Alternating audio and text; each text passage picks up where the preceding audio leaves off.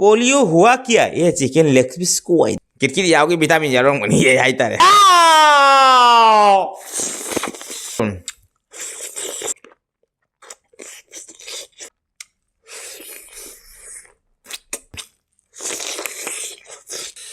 YONGCHAK SINGJU लगे दो YONGCHAK SINGJU है उधर माने इंट्रो दा हाय रो सारे YONGCHAK पुजन गया तपना इंगना सिकना पुल्लगा नंबे खुनम जदी बो हाय कानाद्रा हेलोन कौता है हीरोइन कौता ही बो लेट्स गो बेबी लोग की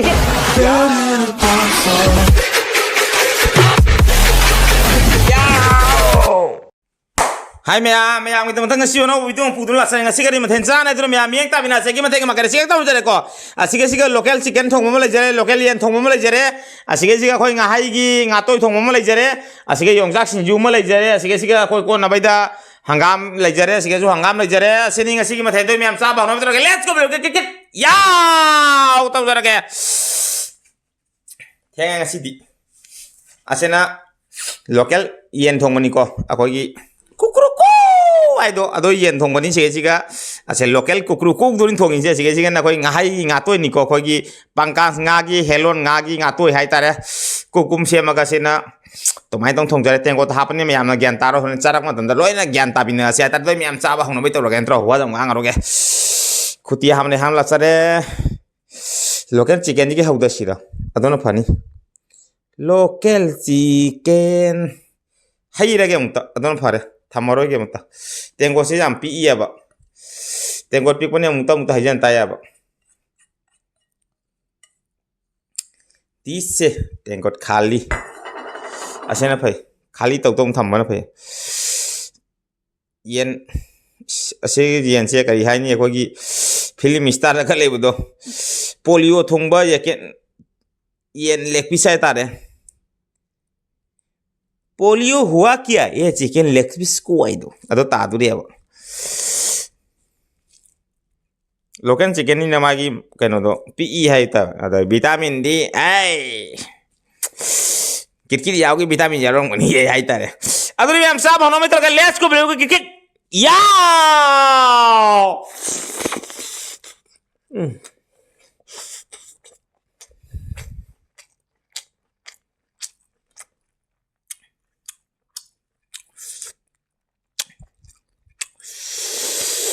लोकल चिकन लेग पीस का पिक करन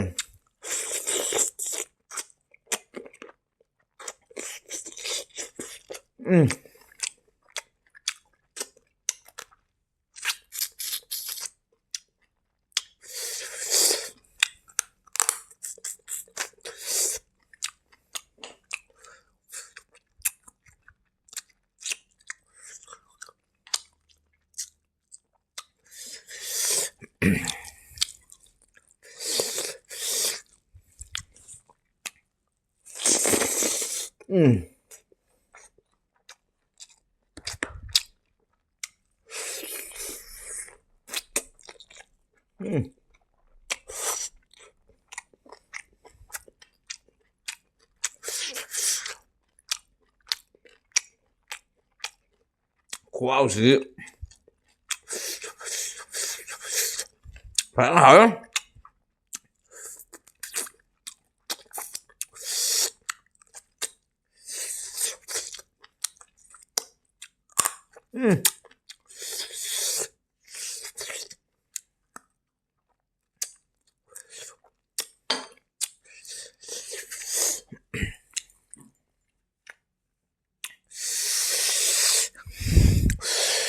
saru kali hau di bana hau ye local se local na hau se kali hau ni bo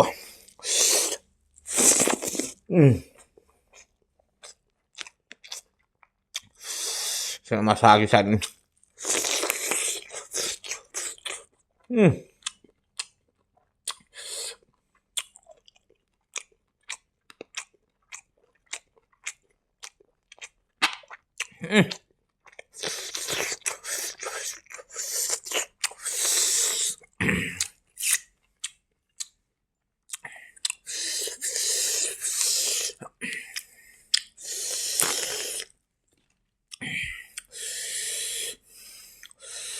Yongchak Singju lꯧꯒꯦ ꯗꯨ Yongchak Singju ꯍꯥꯏꯍꯧꯗ꯭ꯔ ꯃꯥꯅ intro da ꯍꯥꯏꯗ꯭ꯔꯁꯨ ꯆꯥꯔꯦ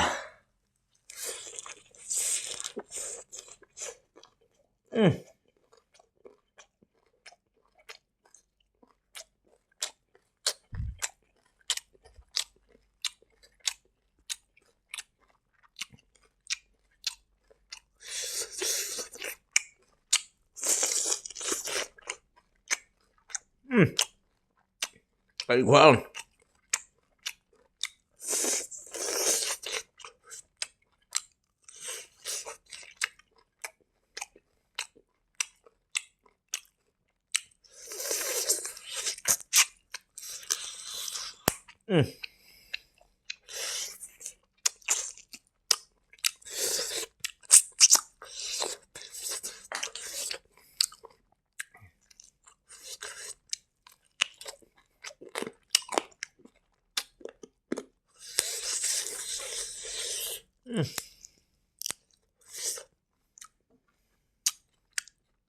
za ka tia kan he kalli badana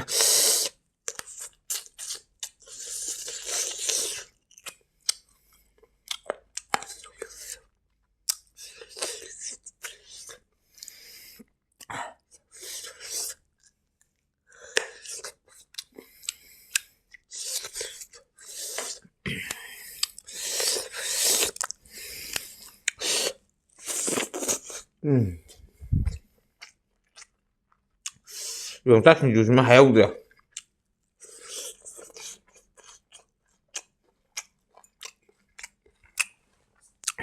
ꯀꯥꯡ ꯍꯤꯗꯥꯛ ꯊꯥꯍꯧꯗ꯭ꯔꯦ ꯉꯁꯤ ꯃꯍꯥꯎꯅ ꯐꯨꯒꯥꯏꯔꯤꯕ ꯀꯥꯡꯅ ꯄꯥꯏꯔꯤꯕ ngatoithongba ngꯥ ꯑꯃ ꯂꯧꯒꯦ ꯗꯨ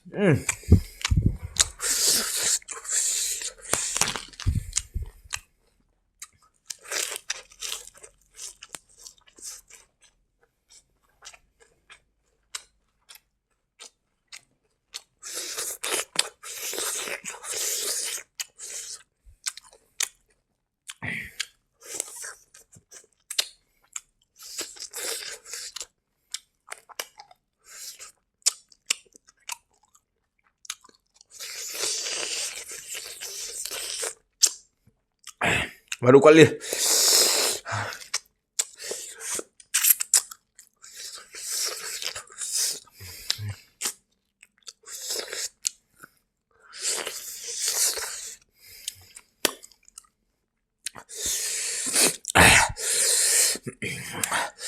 ngā thongba ma hei ge ngahei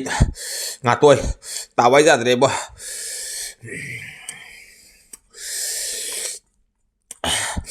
inhamdai mangan ka loi jaur mi sidi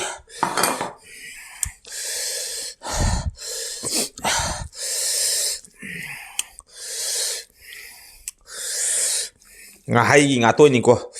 ngahaina thongbani makok maru ka khara jaure loina amuk ta tokai na thugai bi ni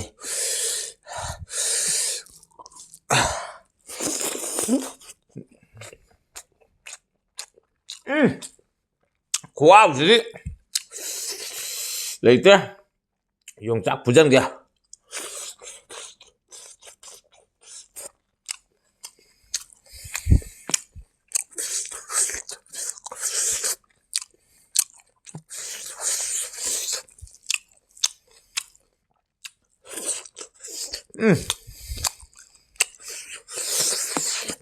loina mahau fugai bi bu phajan fugai bi ni leng ba ja to fugai bi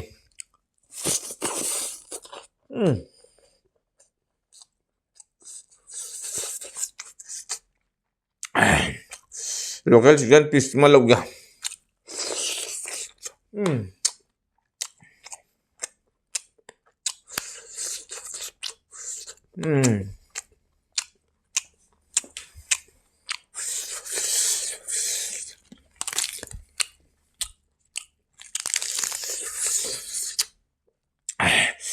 Yongchak singju hangam ga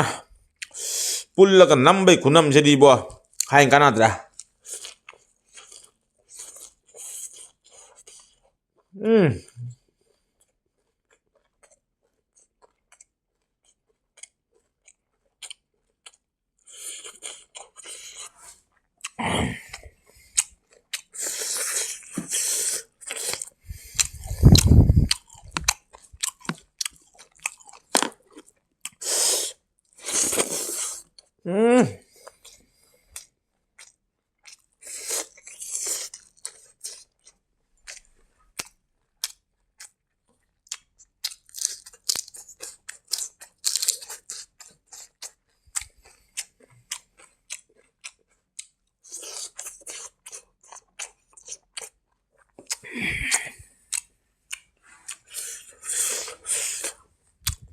Pembesaran ngasih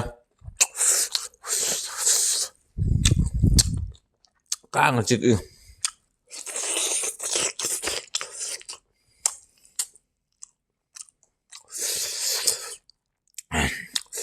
ngaheigingatoi sih ngatoithongba bu makok maru jauh sih kak.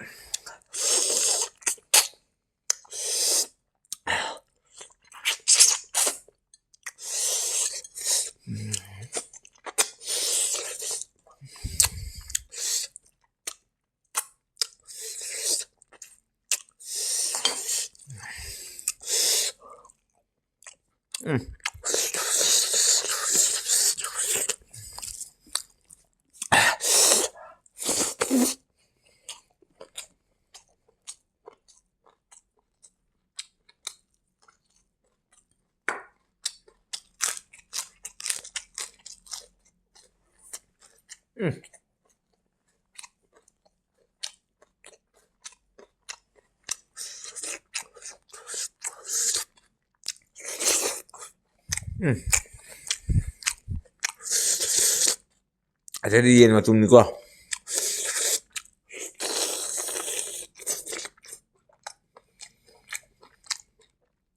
Kali kuat loh.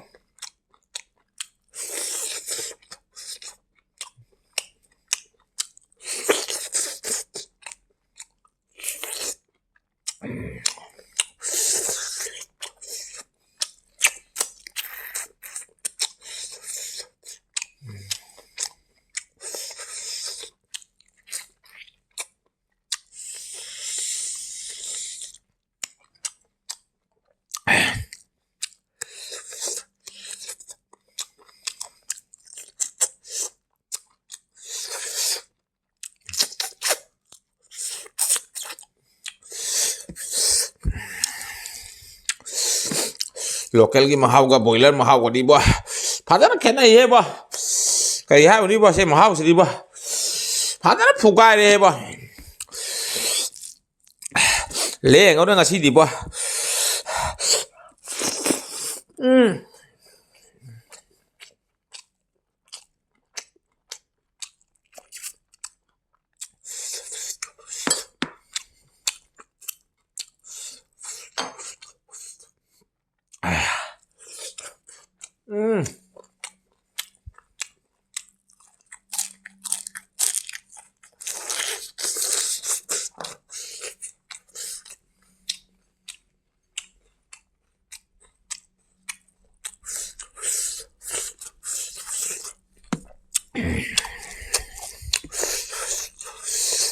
Nah, itu yen ki lambi lo ra haji na nga to ra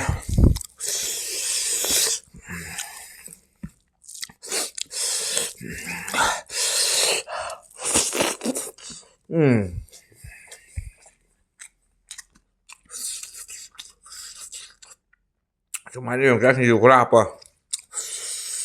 tap na ing na sik na thupa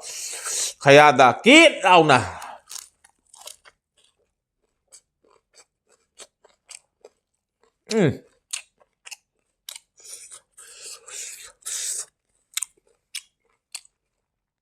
tap na ing na sai ra mahau lo ba Kali ha ini yongchak pun tadi yongchak sinju mau sih.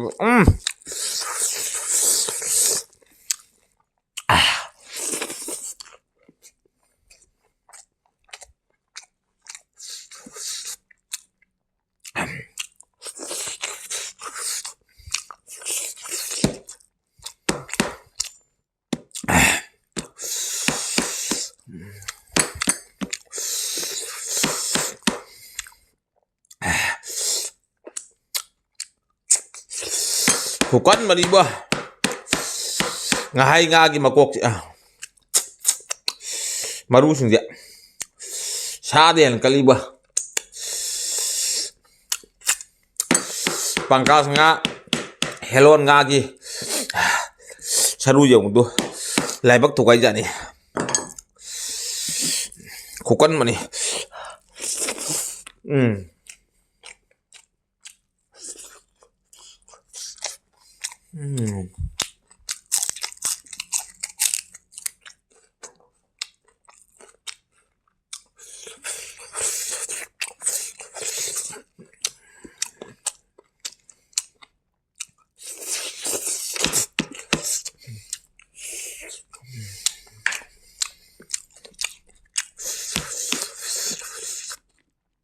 mà cô cái xả lối lại mà tung đây luôn tất cả vấn đề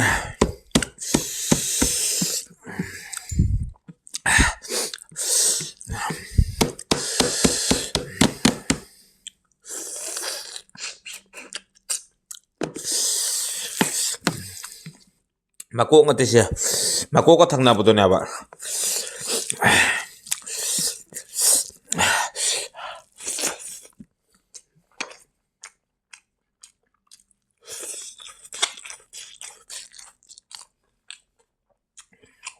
iya angga melala di dalam dia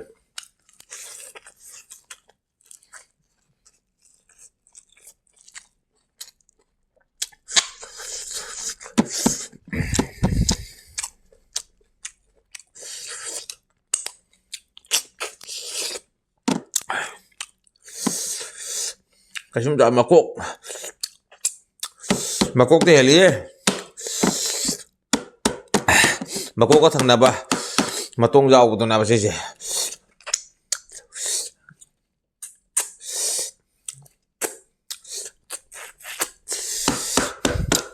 kaya apa yang kagak makok no maru no ba đây helon kau jadi heroin kau tay bo mahal di bo luar deh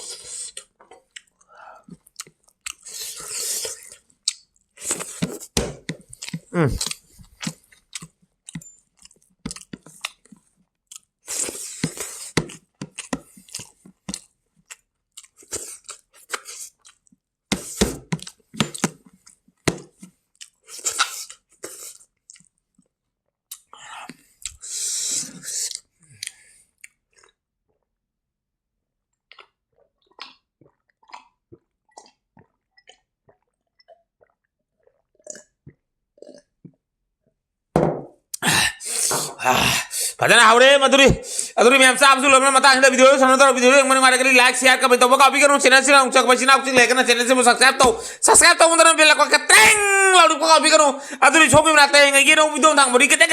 ni kada ba adu jamo channel subscribe to mudana bell ko keteng lalu ko copy karo hari english jer besi sister brother me am walenga le bebul ka tari me am nusi video se bu sar launa krasi ato bio se ara me am kaina be sana ujar ke ngasi bebul ko sana ke next video rong phone na chinga sikiti bye bye